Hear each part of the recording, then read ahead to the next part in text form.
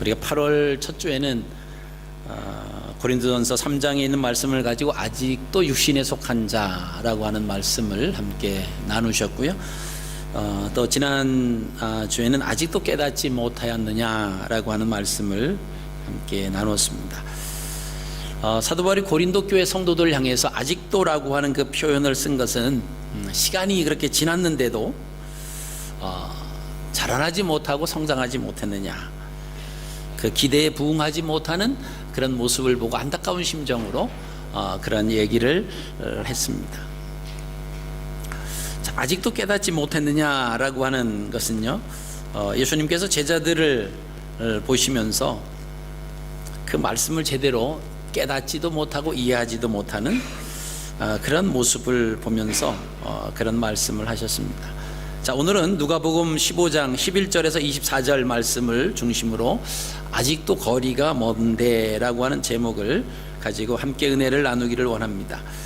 오늘 본문에 사용된 이 아직도라고 하는 것은 아버지의 사랑이 아들의 사랑보다 비교할 수 없을 정도로 더 크다라고 하는 것을 나타내기 위한 그 단어다라고 하는 것입니다. 자, 그래서 오늘 말씀의 핵심이 아버지의 사랑이 아들의 사랑보다 더 크다. 자, 하나님의 사랑이 우리가 하나님을 사랑하는 그 사랑과 비교할 수도 없을 정도로 크다라고 하는 것이 포인트다라고 하는 것입니다. 자, 2000년 전에 당시 유대의 그 문화에서는요, 세리와 죄인들은 아주 멸시와 천대를 받는 그런 시대였습니다. 근데 예수님께서 오셔서 그 세리 또 죄인이라고 하는 그들과 함께 식사를 하시는 것을 바라보았던 그 당시의 유대 사회에서 주류를 이루었던 그 바리새인들과 서기관들이 예수님을 향해서 비방을 했습니다. 거기 비방을 하는 거기에 대해서 예수님께서 비유로 말씀하신 것이 이제 누가복음 15장입니다. 이 누가복음 15장에는 세 가지의 비유가 등장을 하고 있습니다. 첫 번째는 1절에서 7절까지 내용인데 잃은 양 한 마리에 대한 비유입니다. 어떤 목자가 양 100마리를 가지고 있습니다. 근데 그 중에서 한 마리를 잃어버렸어요. 그러면 어떻게 할까라고 하는 이제 물음으로부터 시작을 합니다.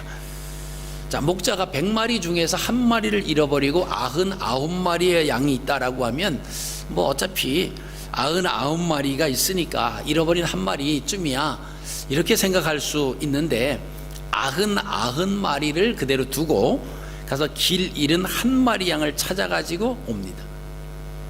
그리고 그 양을 돌아올 때 찾은 양을 어깨에 메고 돌아옵니다.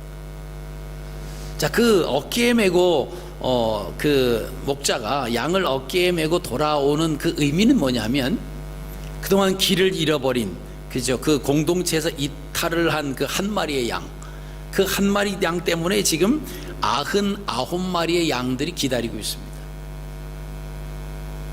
근데 목자가 그 잃어버린 양을 데리고 오면서 꾸지락고 막 책망을 주면서 이놈 잘 쫓아오지 그랬냐, 막 그렇게 하지 아니하고 어깨에 메고 온다라고 하는 것은 기다리고 있던 99마리의 양들이 돌아온 양에게 함부로 행하지 못하도록 하기 위한 목자가 길을 잃어버린 그 양에 대한 배려다라고 하는 것입니다. 그래서 목자는 집에 돌아오면 사람들을 모으고 찾은 양 한 마리를 위해서 함께 즐거워했다라고 하는 내용이 이제 잃어버린 양 한 마리에 대한 비유입니다. 자, 두 번째 비유는요, 8절부터 10절까지인데요, 잃어버린 한 드라크마에 대한 비유입니다. 어떤 여인이 10 드라크마가 있었습니다. 근데 그 중에 하나를 잃어버렸어요. 그러면 어떻게 할 거냐? 이게 이렇게 또 질문을 통해서 또 이제 이야기가 시작이 됩니다. 10개 중 하나를 잃어버리면 그것을 포기하지 아니하고 끝까지 찾아다니다가 온 집안을 다 뒤지고 찾으면 사람들을 불러 모아서 즐긴다. 이와 같이 죄인 한 사람이 회개하면 하나님의 사자들 앞에서 기쁨이 된다라고 하는 것입니다. 이것이 하나님의 생명 사랑함이 얼마나 큰가를 나타내주고 있습니다. 이제 세 번째 비유가 오늘 본문 말씀입니다. 11절부터 32절까지 잃은 아들에 대한 비유입니다. 아직도라고 하는 단어 속에서 아들을 향한 아버지의 관심과 기다림과 사랑과 마음이 담겨져 있다라고 하는 것을 봅니다. 자, 아버지와 아들이 만날 수 있는 그 거리가 아직도 먼 거리다, 그렇게 성경은 기록하고 있습니다. 이런 상황에서 아버지가 먼저 아들을 알아봅니다. 먼 거리에서 누가 먼저 알아보느냐에 따라서 사랑의 척도가 결정이 되는 겁니다. 그만큼 관심을 가지고 있었다라고 하는 것이 이제 증명이 되는 것입니다. 우리가 생각하죠. 뭐 아버지가 당연히 아들을 못 알아볼 이유가 있느냐, 뭐 그렇게 생각을 하실 수 있습니다만은, 지금 이 아들은 집을 나갈 때의 아들이 아니에요. 집을 나갈 때 그 아들의 모습이 아닙니다. 집을 나갈 때 그 아들은 아버지의 재산 중에서 자기에게 돌아올 분깃을 가지고 아주 의기양양하게 당당하게 아주 멋지게 그러고 집을 나가는 그 아들이었습니다. 근데 이 돌아올 때 이 아들은요, 거지 중에서도 그런 거지가 없어요. 먼 나라에 가서 돼지들과 함께 살았잖아요. 근데 그곳에서도 더 이상 머물러 있을 수 없는 상황이 돼버립니다. 이유는 뭐죠?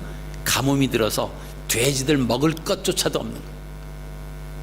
자, 그러니 돼지들과 함께 주엽 열매로 그 생명을 연연하다가 돌아오는 그 아들의 모습이 어떻겠습니까? 옷은 어떻게 됐을 것이며 그저 몸은 어떻게 됐을까? 제대로 가꾸거나 씻거나 뭐 전혀, 그러니까 그 아들이지만 그 아들을 쉽게 알아내릴 수가 없는 그런 상황이었다라고 하는 것을 볼 때, 이 아버지가 그 아들을 먼저 알아봤다라고 하는 것은 아버지의 사랑이, 아버지의 관심이, 아버지가 그만큼 그 아들이 언제 돌아올지 모르지만 꼭 돌아올 것을 기다리는 그 마음으로 지내고 있었다라고 하는 것을 증명해 주고 있다라고 하는 것입니다. 자, 오늘 20절의 아버지의 행동을 한번 보겠습니다. 자, 이에 일어나서 아버지께로 돌아가니라. 아직도 거리가 먼데 아버지가 그를 보고 측은히 여겨 달려가 목을 안고 입을 맞췄다. 자, 아버지의 행동이 여기서 20절에서 세 가지로 나오고 있습니다. 자, 첫째는 뭐냐 하면 아버지가 그를 보았다라고 하는 것입니다. 아들을 먼저 봤다라고 하는 것은 아들을 먼저 알아봤다라고 하는 것입니다. 아버지가 아들을 향한 마음이 이만큼 간절했다라고 하는 것입니다. 자, 아버지가 그를 보고 두 번째는 측은히 여겼다. 측은히 여겼다. 이 측은이다라고 하는 단어는요, 헬라어로 스플랑크니 조마이라고 하는 단어인데요, 불쌍히, 민망히, 국률이, 이런 단어로 쓰여지는데, 우리가 흔히 말하는 단전이라고 해서 배꼽 아래 3cm, 거기에 이제 창자가 막, 배가 아플 때 그 창자가 막 뒤틀리는 것 같은 막 그런 아픔 있잖아요. 그래서 민망히 여겼다, 측은히 여겼다라고 하는 것이 바로 그러한 의미입니다. 아버지가 아들을 보았는데 측은히 여겼어요. 그 왜 측은히 여겼을까요? 이 아들이 집을 나갈 때와 지금 집을 향해서 돌아오는 그 모습을 보니까 막 억장이 무너지는 겁니다. 막 창자가 뒤틀리는 것 같은 그런 막 그 측은히 여김이 있었다라고 하는 겁니다. 왜 그렇습니까? 그 아들의 모습이 나갈 때하고는 정반판이었다. 얼마나 고생을 했고, 얼마나 힘들었고, 얼마나 그 아들의 삶이 어떤 삶이었는가는 그의 모습 속에서 그대로 나타났다라고 하는. 여러분, 우리의 모습이 우리의 삶을 증명해 주는 그런 역할을 합니다. 우리의 겉으로 드러나는 표정이라든가 겉으로 드러나는 어떤 그 마음, 몸, 그 가짐새가 다르다라고 하는 거예요. 이 아버지가 그 아들을 볼 때 정말 측은히 여길 수밖에 없는 너무나 가슴이 아픈 그런 마음을 느꼈어. 말할 수 없을 정도로 막 창자가 뒤틀린 듯한 그런 고통. 그 아들이 집을 나가서 어떻게 고생하고 돌아왔는가라고 하는 것을 이 아버지가 차마 볼 수 없는, 그럼 그런 아주 심한 고통을 느꼈다라고 하는 것입니다. 오랫동안 밥도 잘 먹지 못한 그 허기진 모습, 수염도 머리카락도 자르지 못해서 덥수룩한 그 모습, 옷을 세탁하지도 못해서 그 옷에서부터 냄새가 났던, 아무리 살펴봐도 집 나가기 전에 아들의 모습은 찾아볼 수 없는데 아들은 저게 아들이라고 하는 것을, 아버지는 저것이 아들이라고 하는 것을 알아낼 수 있었다라고 하는 겁니다. 여러분, 우리가 아시는 것처럼 아버지를 떠난 아들은 어떻게 살았을까요?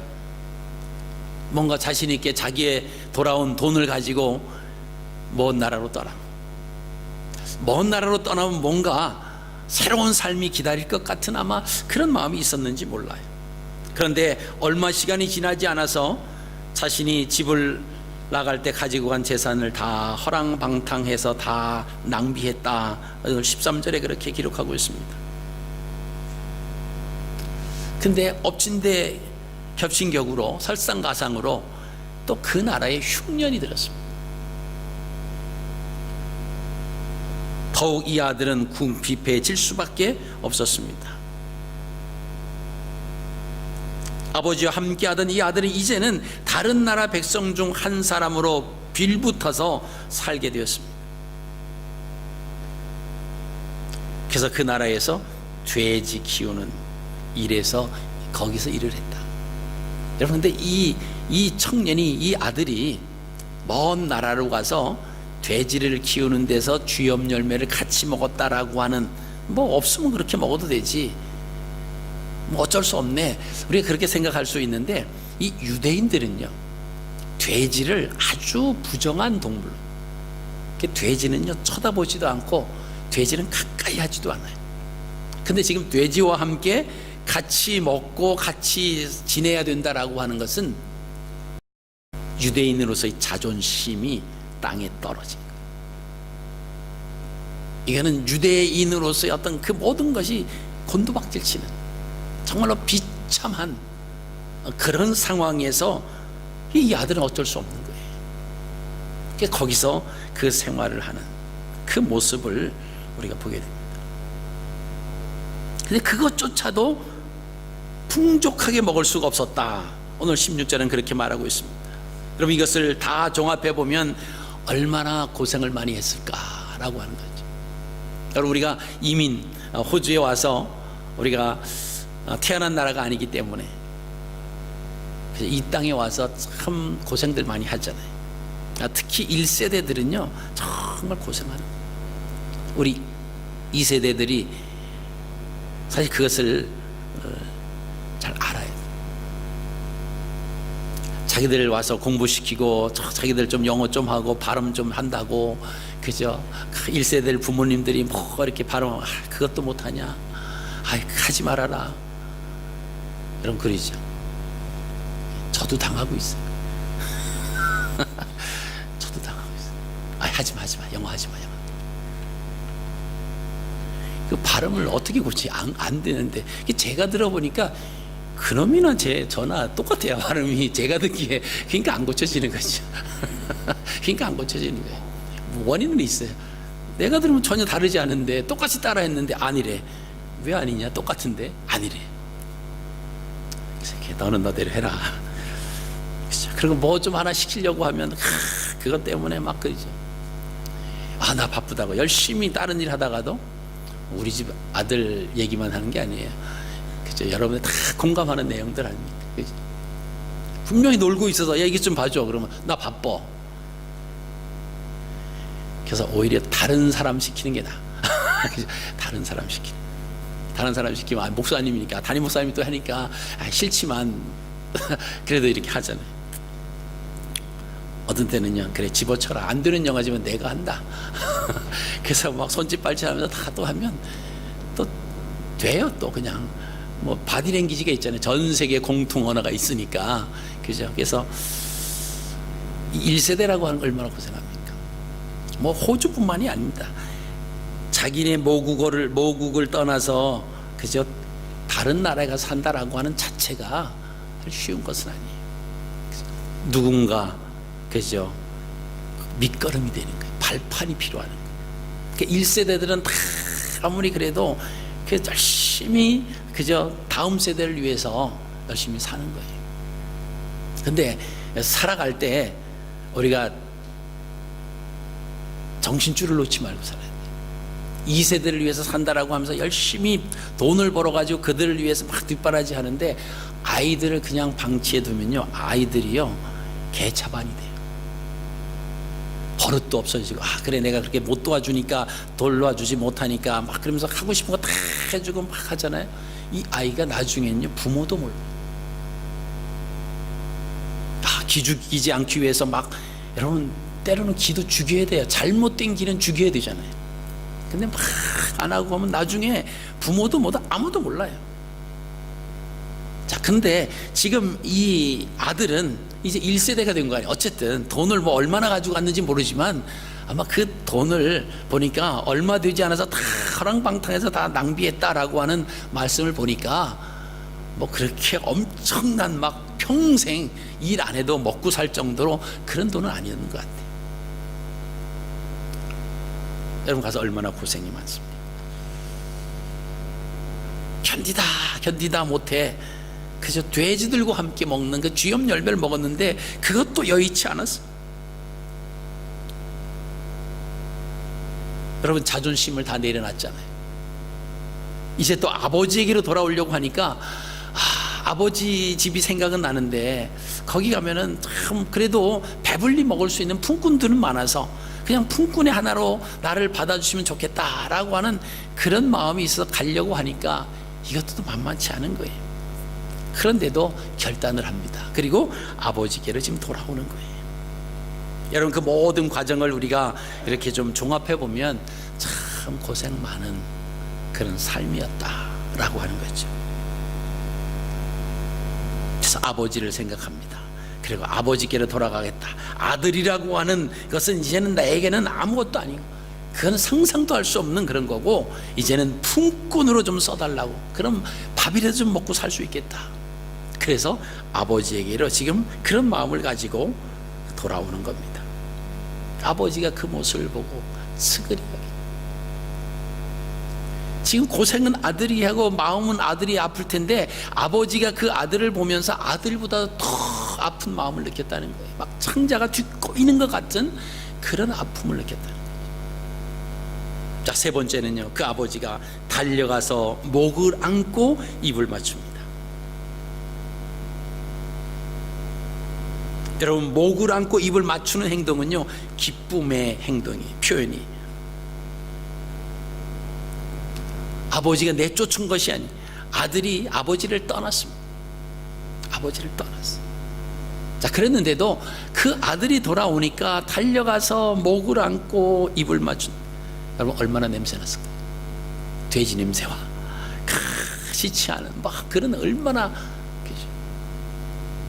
가끔 그 아프리카나 이런데 선교사님들이 가서 선교하시는데 보면 이제 선교지를 이제 방문을 하잖아요. 그러면 그 동네 들어서자마자 막 코를 찌르듯한. 근데 거기서 막 그 원주민들을 만나면요, 선교사님 막 허그하고 막 안고 막. 방문을 한 목사님은 도저히 감당할 수 없었어. 나중에 캠프로 돌아와서 물어봤대요. 아니, 선교사님은 그 사람 냄새도 안 납니까? 그 선교사님 하신 말씀이 냄새가 안 납니다. 처음에는 그 냄새 때문에 이것을 감당해야 되냐 말아야 되냐 막 갈등이 있었는데 그들을 불쌍한 마음으로, 민망히 여김으로, 사랑하는 마음으로 그런 마음을 대하다 보니까 시간이 지났더니 그 냄새가 고약한 냄새가 아니라 향기로운 냄새로 바뀌었더라고요. 여러분, 이 아버지가 그 아들을 끌어안을 때 얼마나 냄새가 났겠어요.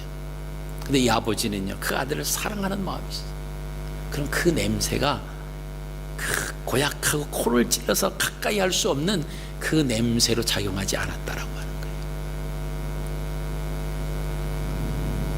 얼마나 죽었다가 다시 돌아온 아들로 얼마나 반갑고 얼마나 고마웠겠어요. 여러분, 아들의 반응을 보십시오. 21절입니다. 아들이 아버지에게 이릅니다. 아버지, 내가 하늘과 아버지께 죄를 지었사오니 지금부터는 아버지의 아들이라 일컬음을 감당하지 못하겠습니다. 왜요? 아버지 곁을 스스로 떠났거든. 그래서 아버지라고 이제 부를 수 없습니다. 이는 아들이 집으로 돌아왔을 때 마음속에 품었던 생각이 뭡니까? 내가 일어나서 아버지께 가서 이르기를, 아버지, 내가 하늘과 아버지께 죄를 지었사오니 지금부터는 아버지 아들의 일컬음을 감당하지 못하겠나이다. 나를 품꾼의 하나로 보소서 하리라 하고 이에 일어나서 아버지께로 돌아갔다.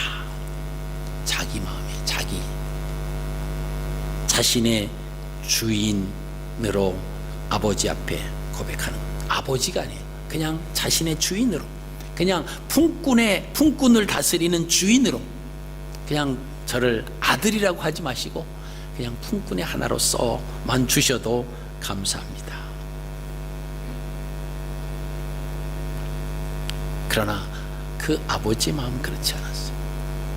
여러분, 우리가 이 땅에서 믿음 생활하다가 우리도 뭔가 뒤틀리는 게 있어서, 뭔가 막 그 나를 사로잡는 게 있어서 주님을 떠날 때가 있잖아요. 내 맘대로 좀 살아보리라, 내가 이렇게 살면 더 좋을 것이다, 그러고서 돌아오지도 못하는 그런 사람들이 세상에 있을 수도 있어요. 옛날에 교회 다닐 때, 하나님 믿을 때 그때가 좋았는데 이제는 너무나 죄가 많아서 돌아갈 수도 없다고. 여러분, 주변에 그런 사람들 가끔 만나시지 않습니까? 근데요, 아버지께는 그 조건 때문에 못 돌아오는 게 아니에요. 조건이 필요 없습니다. 돌아오기만 하면 아버지는요, 달려가서 끌어안고 입을 맞추고, 그뿐만이 아니죠, 반지를 주고 막 잔치를 베풀고 엄청난 기쁨으로 우리를 맞이하신다라고. 그래서 지금 바리새인들과 서기관들이 예수님이 죄인과, 그죠, 그런 정말 상대할 수 없는 그런 사람들과 식사를 하고 있다라고 하는 그 부분에 대해서 누가복음 15장에 비유로 말씀을 해주시는 거예요.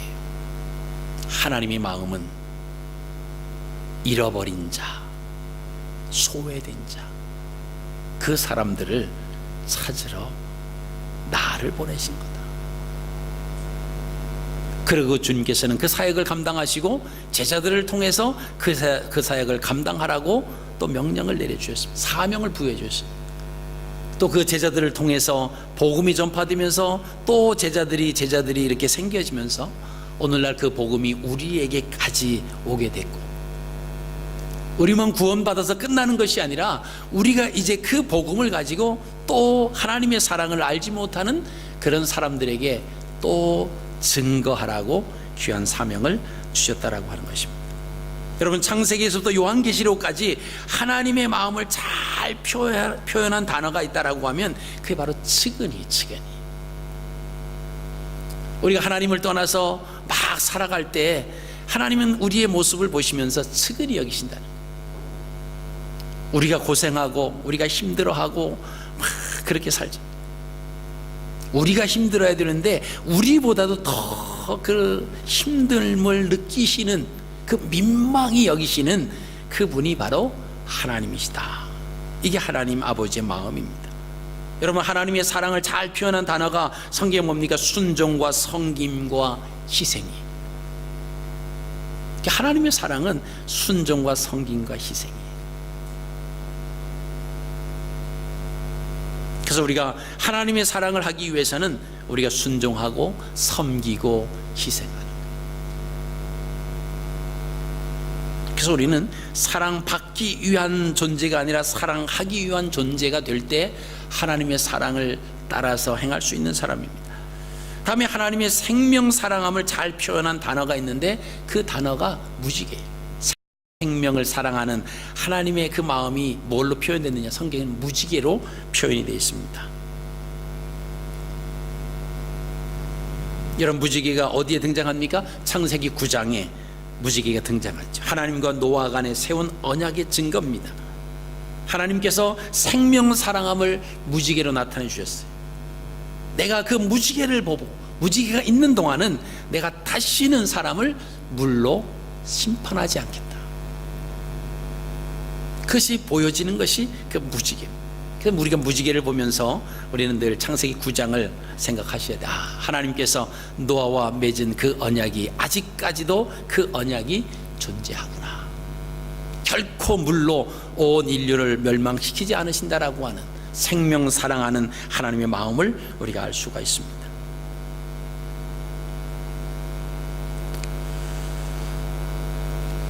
자, 하나님이 가지신 무지개가 있는데 그 무지개가 어디 있냐면 계시록 4장 3절에 나타나면 거기에 나타난 보좌를 둘러 있는 무지개. 자, 사람에게는 눈으로 볼 수 있는 무지개가 하늘에 떠 있습니다. 근데 하나님께서는 그 사람과 언약하신 것을 계시록에 보니까 보좌, 하나님 보좌가 있는데 그 보좌를 둘러서 무지개가 있습니다. 하나님 그것을 보시는 거죠. 보시면서 이거 안 되지. 하나님께서 약속하신 그 언약의 표시가 하나님 보호자를 둘러서 있다. 그 무지개가 있다라고 하는 것입니다. 자, 마지막 시대 하나님의 진노의 재앙이 쏟아지는 그 기간, 대환란이라고 하는 그 시간 속에서도 아직도 구원받지 못한 사람들을 위해서 요한계시록 10장에 무지개가 그 하나님 보호자에서 아직도 보여요. 돌아오면 산다라고 하는 겁니다. 그러니까 어렵고 힘든 환난 기간 중이라도 아버지께 돌아오는 자는 은혜를 베풀어 주신다, 생명을 사랑한다라고 하는 그 표현이 무지개로 아직도 나타나고 있다라고 하는 겁니다. 그래서 요한계시록 10장에 나타난 무지개가 대환란이 끝나는 19장까지 계속 유지가 되는데요. 자, 요한계시록 20장 11절에 가면은 계시록 4장에서 보았던 보좌가 그대로 있습니다. 그런데 무지개는 보이지 않습니다. 이는 더 이상 자비가 없다라고 하는 표현입니다. 그 이유는 이어서 크고 흰 보좌 심판이 있기 때문이다 라고 하는 것이죠.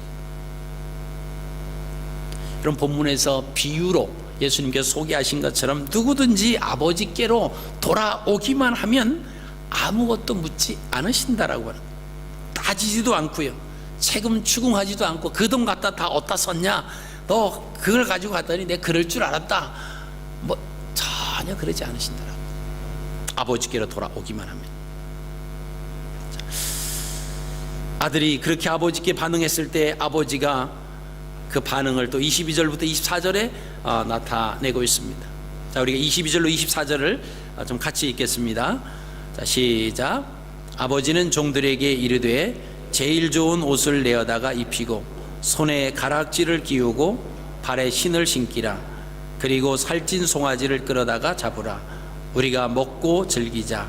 이 내 아들은 죽었다가 다시 살아났으며 내가 잃었다가 다시 얻었노라 하니 그들이 즐거워하더라.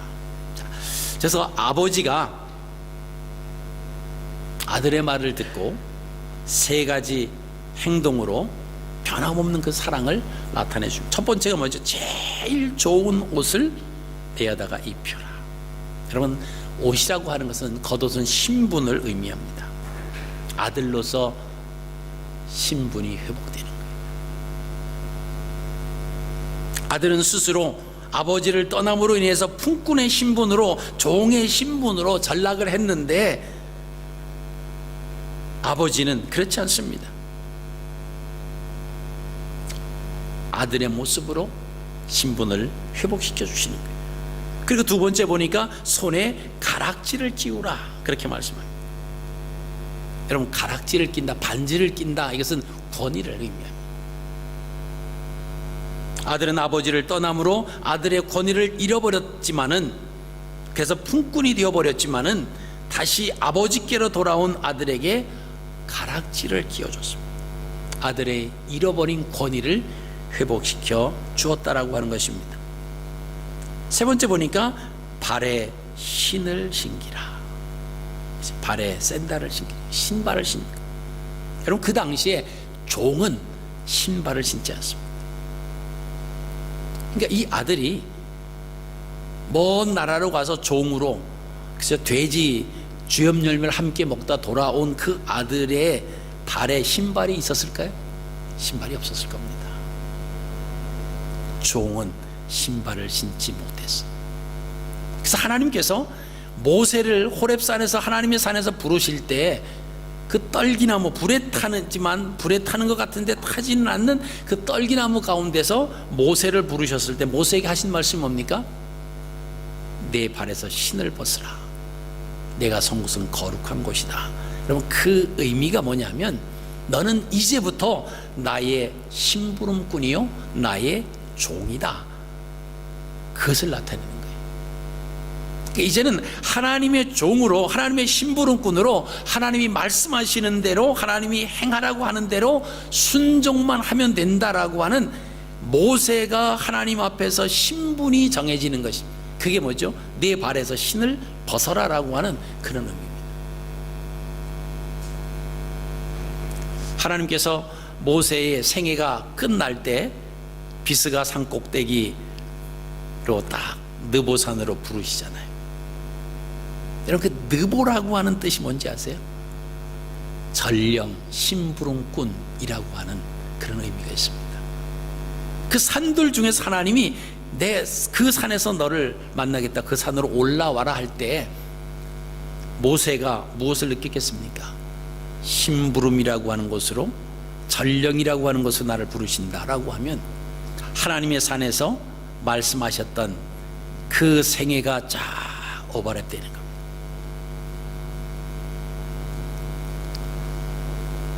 심부름꾼, 종은요, 주인이 하는 말대로 순종해요. 시키는 대로 그대로 바꾸면, 왜 주인이 이런 의도로 했는지 종은 잘 모를 수 있습니다. 그래서 시키는 대로 그대로 하기만 하면 종은 책임이 없어요. 아무런 책임이 없습니다. 근데 모세는 잘못한 게 있잖아요.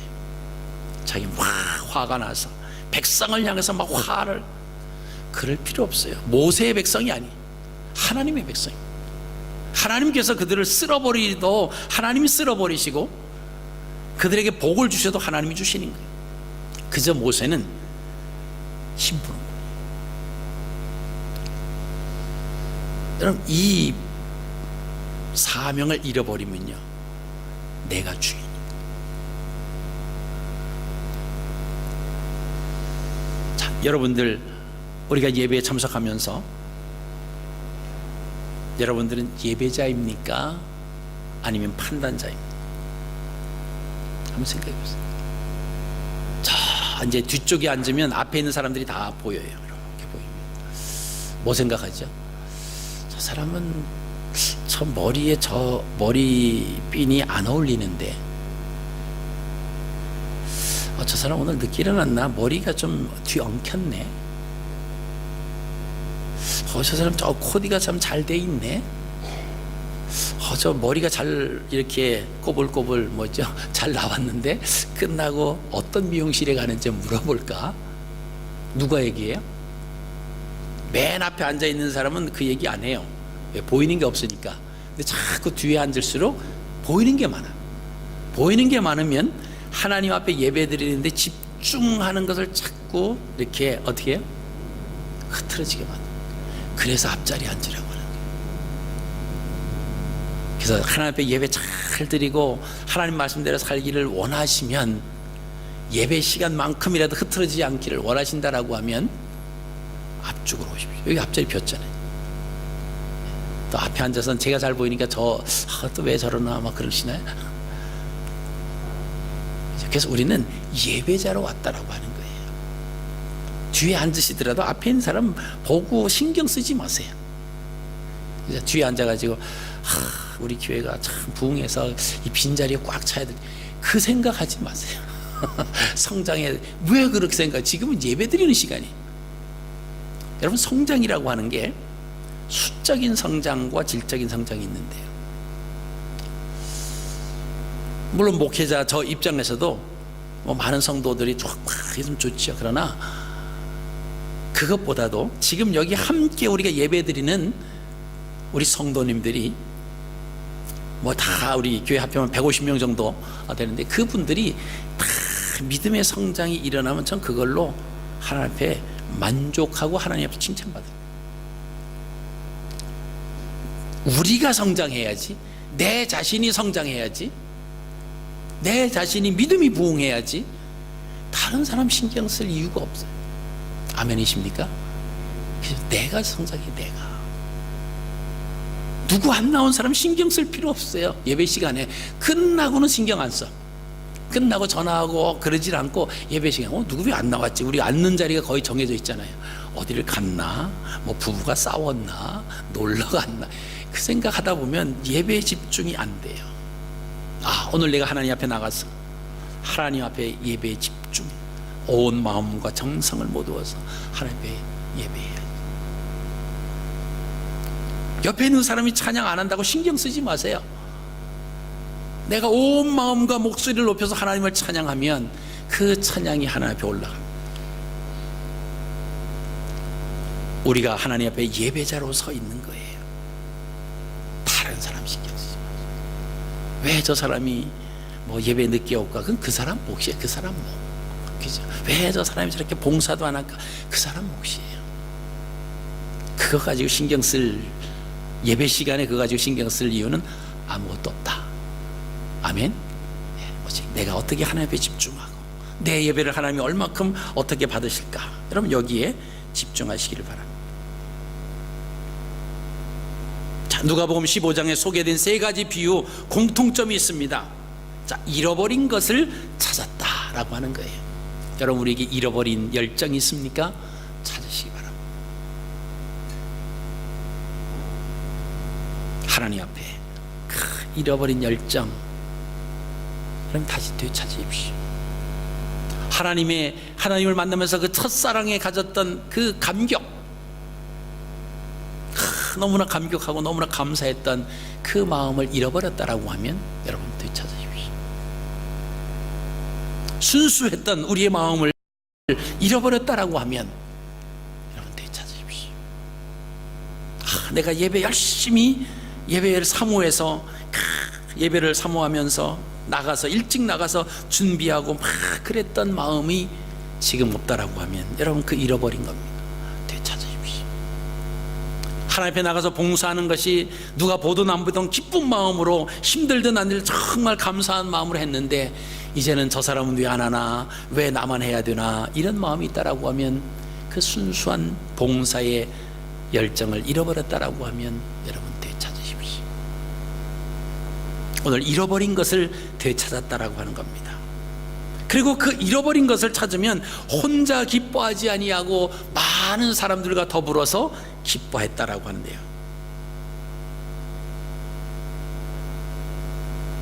여러분, 이 세 가지의 비유는요, 예수님의 사역을 통해서 나타나고 있는 거예요. 이게 하나님의 마음인데 예수님의 사역을 통해서 나타나는 거예요. 세리와 죄인들도 사랑하시는 주님의 모습에서, 소외된 사람들과 함께 식탁 교제를 나누는 주님의 모습에서 아버지의 크신 사랑을 우리가 볼 수 있다라고 하는 것입니다. 여러분, 2000년 전 예수님의 사역은요, 오늘 누가복음 15장에 있는 것처럼 잃어버린 양 한 마리를 찾는 사역이었습니다. 그리고 잃어버린 한 드라크마를 찾는 사역이었고요, 아버지를 떠나서 집을 나간 아들이 돌아올 때 측은히 여기는 사역. 오랫동안 교회 안 나오다가 교회 나오면 하나님을 떠났던 저 사람의 삶이 얼마나 힘들었을까, 그 안 봐도 뻔해. 그 측은한 마음이 아니라 저거는 또 왜 나왔을까, 얼마나 다니다가 또 안 나갈까, 안 나올까. 우리의 마음이 참 악하더라고요. 하나님 주신 그 측은히 여기는 마음을 우리가 회복하시기를 바랍니다. 말씀을 정리합니다. 우리가 8월달 한 달 동안은 아직도라고 하는 단어를 가지고 하는 말씀을 나눴습니다. 첫째 주일과 둘째 주일 설교에서 성도들과 제자들의 모습이 주님의 기대에 미치지 못하는, 그래서 주님이 안타까워한 심정으로 표현할 때 아직도라고 하는 단어가 사용을 됐습니다. 오늘 설교에서는 아버지의 생명 사랑함이 아직도라고 하는 단어로 표현이 되어 있습니다. 아버지와 아들이 만나는 그 거리가 아직도 거리가 먼데 아들보다 아버지가 먼저 알아보고 달려갔습니다. 아버지의 사랑이 더 크다라고 하는 사실을 우리가 보게 됩니다. 여러분, 우리가 그 아버지의 그 마음을 우리가 갖는다라고 하면, 우리에게 생명 사랑하는 그 마음을 우리가 갖는다라고 하면, 집을 떠나서 방황하고 있는 그 영혼들, 소외되고 있는 사람들로부터 죄인 여기고 그랬던 죄인과 세리들까지도 우리가 함께 품을 수 있지 않을까. 그리고 그들을 위해서 하나님의 사랑으로 다가갈 수 있다라고 하는 것입니다. 여러분, 이번 한 주간도 하나님 주시는 그 사랑으로 우리의 삶 가운데 잃어버린 것이 있다라고 하면 회복하시기 바랍니다. 첫사랑을 회복하십시오. 이웃을 사랑하는 마음을 회복하십시오. 기도하는 마음을 잃어버렸다라고 하면 기도하는 것을 회복하십시오. 예배를 사모하는 마음을 잃어버렸다라고 하면 여러분 그 마음을 회복하시기 바랍니다.